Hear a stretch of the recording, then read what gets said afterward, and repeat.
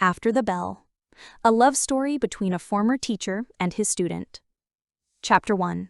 The Poetry of Distance. The sun filtered through the faded curtains of grade 12B, casting golden light across rows of wooden desks. Mr. Vrak, 30 and passionate about literature, stood at the front with chalk-stained hands and an open book of Neruda poems. In the third row, Lena sat quietly, always near the window. She wasn't the loudest, nor the top of the class, but her eyes followed every word he read, her notebook filled with her own poetry no one ever saw. He noticed, not in any improper way, but in that instinctive sense teachers have for students who live more in thought than on paper. She was talented, sensitive, far older in soul than in age. On the last day of class, she approached him after school, nervous. She said, "I wanted to give you something," she holding out a small, wrapped package. Inside was a worn copy of Leaves of Grass, with a handwritten note tucked into the cover. "Thank you, Mr. Vrak, for teaching me more than words. You taught me how to feel brave enough to write my own. I hope someday we'll meet again, not as teacher and student, but as writers." He read it that night and smiled, then carefully folded it into the book's back cover. Chapter 2. 10 Years in Silence. Time passed. Lena graduated, left her hometown, studied creative writing in Phnom Penh, and published her first collection of poems by the time she was 25. Her career grew slowly, quietly. Though she no longer wrote about her teachers, she never forgot Mr. Vrak, the man who introduced her to metaphors, Whitman, and the power of an honest sentence. Vrak had also moved on.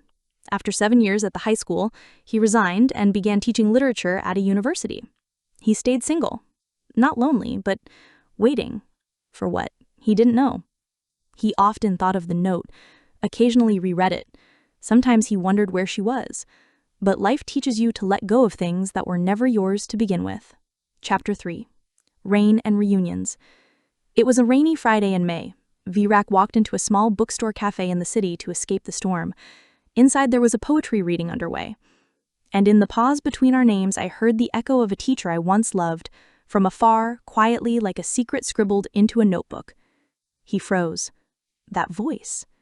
He turned. Standing by the mic was Lena, older now, radiant, confident. She didn't see him at first, not until she finished reading and came down from the stage. Their eyes met. "Mr. Vrak," she said, almost laughing, "you haven't changed." "You have," he said warmly. "Beautifully." They sat and talked for hours. About books, about cities, about their lives.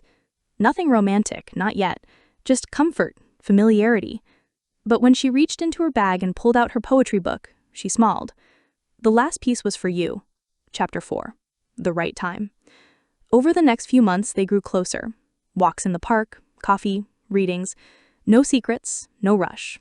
One day, as they sat on the rooftop of her apartment watching the sky fade to dusk, she asked softly, "Did you ever think about me after I graduated?" He hesitated, then nodded. "More than I should have." She smiled. "I waited years wondering if I imagined the connection." "You didn't."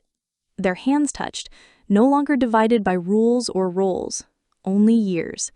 That night, for the first time, they kissed. Chapter 5. The Bookstore Wedding.